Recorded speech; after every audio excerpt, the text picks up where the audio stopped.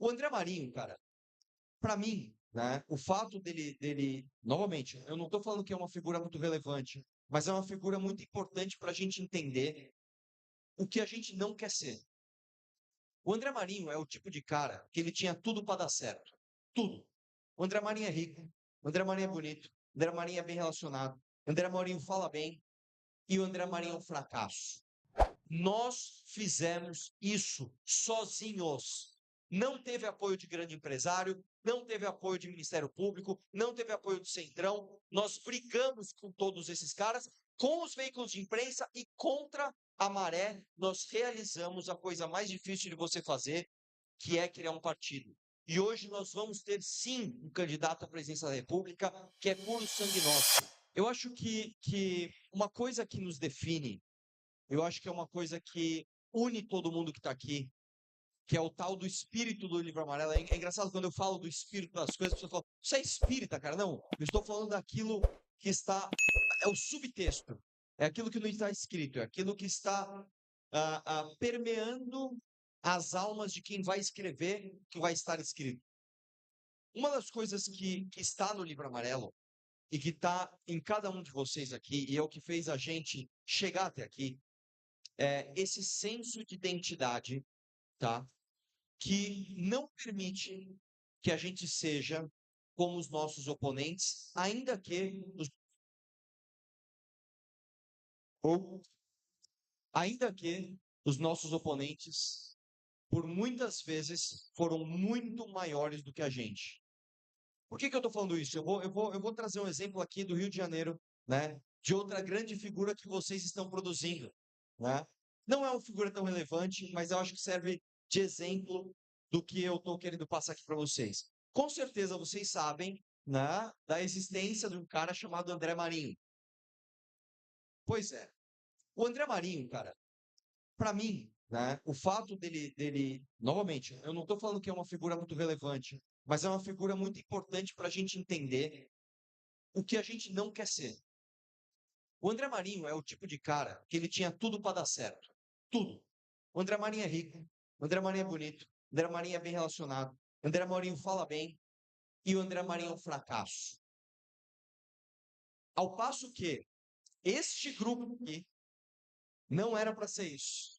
Quando vocês pegam a capa do livro lá, um bando de desajustados que derrubou a Dilma, você vê lá o Renan que nem terminou a faculdade, o King quase jubilou, o não tem uma pessoa ali, né, em inglês se fala easy on the eyes, né? Não tem uma pessoa que ele tem um rosto minimamente bonito. E esses caras não só derrubaram a Dilma, mas construíram a base do projeto que hoje vocês fazem parte, que vai construir uma coisa bem sucedida, que é uma nova identidade nacional. E por que eu estou dizendo isso? Quando você não tem alma, quando você é uma pessoa que você não tem autenticidade, você olha a corrente majoritária e você se atrela a ela. Falar isso no Rio de Janeiro é muito importante porque, desculpa, gente, vocês podem apontar lá para Pernambuco, vocês podem apontar lá para o ABC Paulista e falar que é o berço do lulismo, que é o berço do petismo. Mas vocês são o berço do bolsonarismo, tá? Daqui surgiu Jair Bolsonaro e talvez o maior patrimonialismo contemporâneo de direita conservador que a gente conhece, tá? E por que que isso acontece, cara? E eu acho muito emblemático que nasça no Rio de Janeiro. O Rio de Janeiro que é importantíssimo para a nossa identidade nacional, tá? Isso nasce porque, infelizmente, como o Brasil é um país que não faz uma ode às suas figuras, não tem orgulho da sua própria história, não tem orgulho de ser o que é, a gente se apega a um monte de coisa ruim achando que é boa. O crescimento do bolsonarismo e essa coisa escrota de você ter uma figura popular e várias pessoas ao redor orbitando aquela popularidade, aquele puxa-saquismo, aquela coisa horrorosa, é tudo que a gente não quer ser. E por que eu comecei aqui mostrando, né, o que aconteceu com o André Marinho? Todos vocês que estão aqui, em algum momento da vida de vocês, vocês decidiram não abrir mão do que vocês verdadeiramente são, tá? para apoiar um projeto que era maior e aparentemente melhor sucedido se ele não representasse o que você é dentro de si próprio. Eu falei do André Marinho agora, vocês viram que ele fez aquele vídeo humilhante faz alguns meses, do lado do Flávio, né?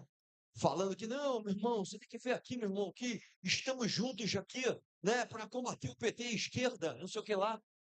E no final do dia, depois dessa humilhação, depois do pai dele ter sido humilhado pelo Jair Bolsonaro, pelo Flávio Bolsonaro, por todos os irmãos, por toda a família, o cara se rastejou e no final das contas o Flávio sequer o apoiou. O Flávio ainda lançou outro agora. E por que eu estou trazendo isso para vocês? Quem hoje, em 2026, está com a gente aqui e passou pelo inferno com a gente, passou por 2019, quando a gente recusou participar de uma manifestação que estava atrapalhando uma reforma importantíssima para o país, que era a reforma da Previdência, que era uma reforma impopular e precisava do Congresso e precisava da articulação de pessoas que a gente não gosta. Quando a gente se recusou, em maio de 2019, a participar de uma manifestação que era a favor do fechamento do Congresso e do STF, uma coisa ridícula, uma coisa que era contra o Rodrigo Maia, que era o principal articulador da principal reforma fiscal do governo Bolsonaro, quando a gente se recusou a fazer parte dessa coisa retardada, esses caras colocaram toda a força deles contra a gente. E a gente teve que se reunir e falar, e agora, o que a gente faz? Porque nós estamos derretendo de fato. O MBL perdeu 400 mil seguidores no YouTube. Eu perdi 100 mil seguidores em um dia. A gente se reuniu e a gente teve que tomar uma decisão. E a gente tomou a seguinte decisão: nós vamos ser o que a gente realmente é, independentemente da popularidade que está acontecendo agora. A gente vai enfrentar essa batalha, mesmo que a gente morra no caminho. E a gente fez isso, a gente comeu o pão que o diabo amassou, e a gente não só sobreviveu, mas a gente cresceu sobre isso. Eu estou aqui com o pessoal dos Novos Clássicos, que eles gostam muito dessas intelectualidades, e muito se fala do antifrágil. Nós somos o antifrágil. Quem que é o frágil? O frágil é aquele que, no caos, ele acaba, ele se destrói. Quem é o resistente? Aquele que resiste ao caos. Quem é o antifrágil? Aquele que se beneficia do caos. Quando a gente decidiu ser antifrágil, quando a gente decidiu apostar numa tese que ninguém acreditava, nós entendemos que o caos viria. Nós entendemos que o projeto bolsonarista era um projeto falido, era um projeto de pessoas falsas, era um conjunto de projetos individuais que não tinha como formar uma elite pensante política. A gente falou, esse caos vai vir. E instintivamente a gente nem fez essa conta, a gente sentiu isso. A gente decidiu apostar contra essa corrente que, ainda que fosse majoritária, tá? Era uma corrente errada, era uma corrente ruim.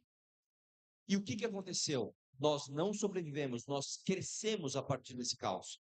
E por que que eu estou falando isso? Quando eu olho vocês aqui, eu vejo um monte de carioca muito diferente daquilo que proporcionou o estado de vocês ser o berço do bolsonarismo. Vocês são muito diferentes dos Andrés Marinhos que estão por aí.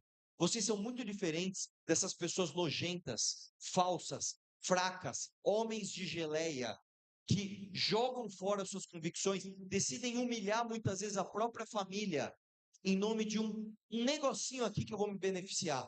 Uma paradinha que eu vou pegar, um carguinho, um salarinho, um likezinho, uma popularidadezinha. Eu vejo aqui um monte de gente que abriu mão de apoiar o projeto majoritário para não abrir mão de ser o que verdadeiramente é. Eu sei que vocês, ao longo dessa trajetória, vocês enfrentaram a galera olhando para vocês, e o Kim já vai me xingar aqui, porque eu estou falando isso em todos os estados, e vocês enfrentaram primeiro o discurso do bolsonarista, que ficava te chamando de traidor e falando aquelas coisas nonsense, e agora você enfrenta outro discurso, que é um discurso mais difícil de enfrentar, que é o discurso do super cético. Eu brinco que é o discurso Emílio Surita.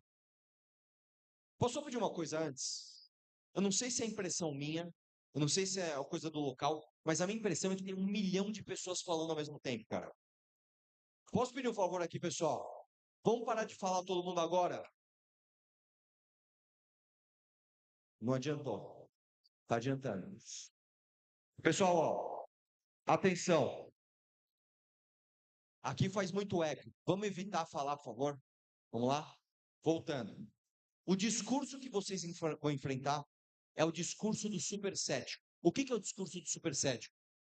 Eu brinco que é o discurso do Emílio Surita. É o discurso de quando você vai no pânico. Aí o Emílio faz o seguinte: olha lá, o sonhador aqui, ó.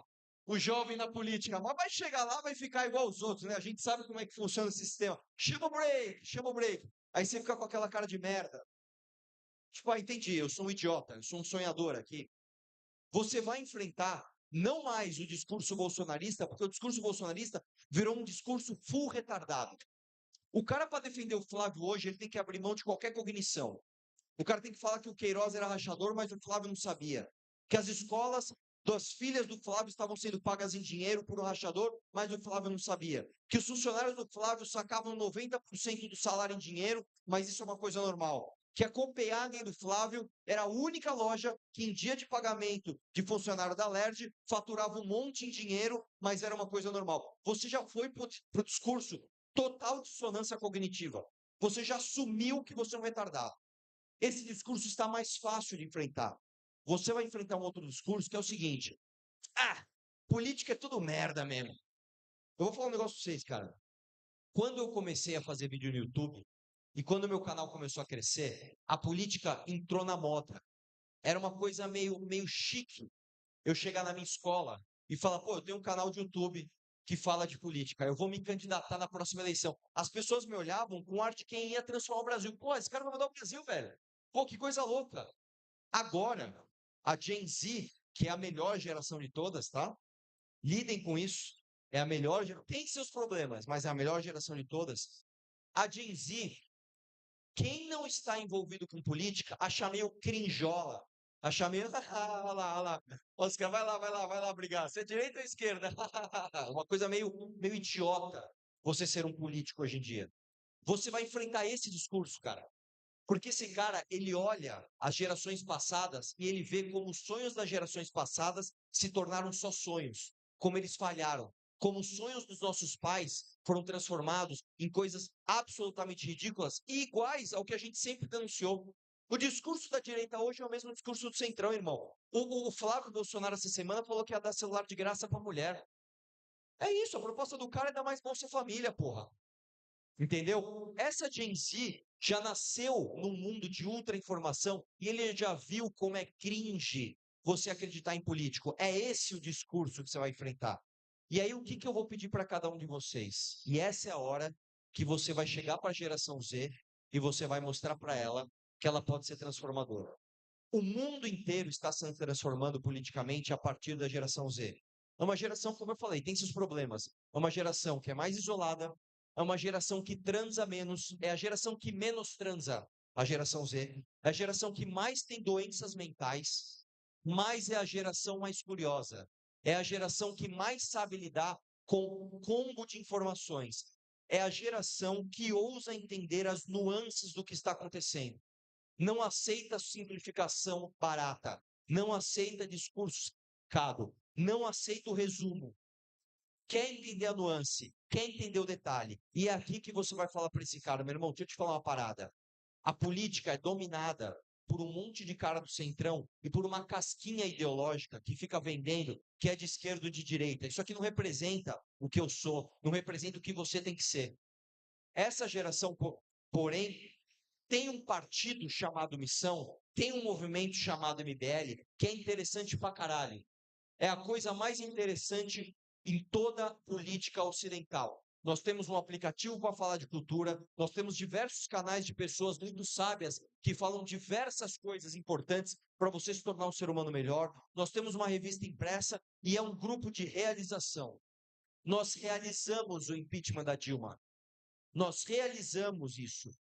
Eu fui para uma eleição à prefeitura de São Paulo, um partido minúsculo, sem tempo de TV, sem fundo eleitoral, e eu fiz 10%, o mesmo número do Celso Russomano apoiado pelo Bolsonaro no auge na época.